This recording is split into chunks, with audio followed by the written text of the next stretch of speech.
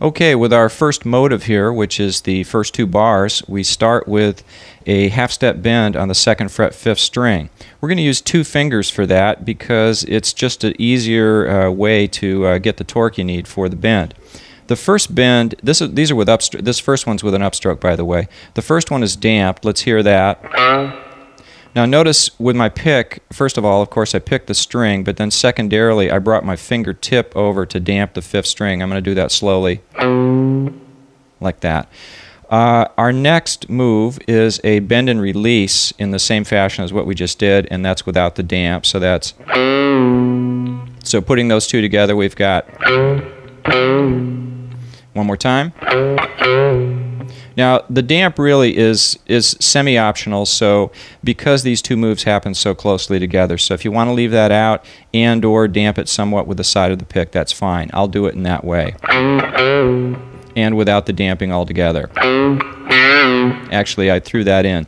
Okay, let's move on now to the open 5th string and then a 4th fret slide with the 3rd finger going up to a 2nd fret 3rd string damp, this time with the fingertip. So, one more time. So far,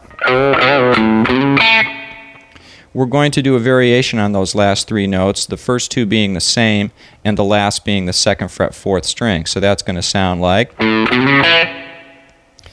so far we have. From there we return to the 5th string, this time the 3rd fret. And part of the object here with all these bends we've been doing is to create a slightly minor sound. We've been bending into the minor 3rd relative to A, making a sort of an A minor sound, and we're going to take it a little bit farther here with that same minor note, but now bending it a bit. And that's about a 1/4 step bend. And from there we're proceeding on up to a D power chord. You can see here we have the open 4th string, 2nd fret 3rd, and 3rd fret 2nd string. And whatever fingering you use, the 2 fingers I'm using, or these 2 fingers, works fine. From there we go to an A5 power chord. It looks as if I'm fretting an entire A chord, but I intend only to strum strings 5, 4, and 3. That's with an upstroke and a damp. And then return to the D5 power chord and do the same type of thing. Putting the power chords together. And that's our first motive, which is acting as a theme in this phrase. From here we go on to the second motive, which is the variation.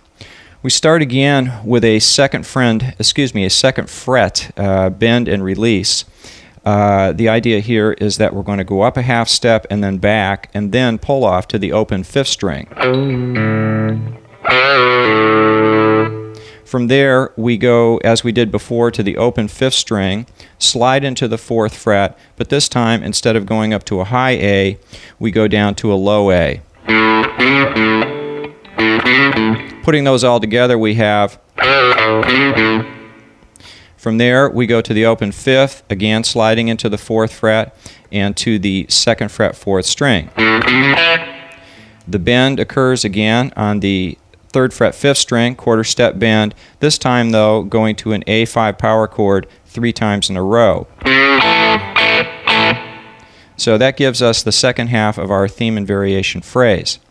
Now, a couple of variations that we could apply to this would be, first of all, at the beginning of the theme, where instead of doing the bends that we did, as follows, what we can do instead is attack that note in a different way. In other words, instead of bending the 2nd fret to try to get at the C here, which infers A minor, we can slide into it with a damp, and then go all the way to make the major sound, which would be the C sharp on the 4th fret. And then from there we'll return to what we were doing before with a bend and release on the 2nd fret and then down to the A. So we're going back and forth between minor, major, minor sounds as follows. And then another variation we could do would be at the end of the variation itself, and this is minimal.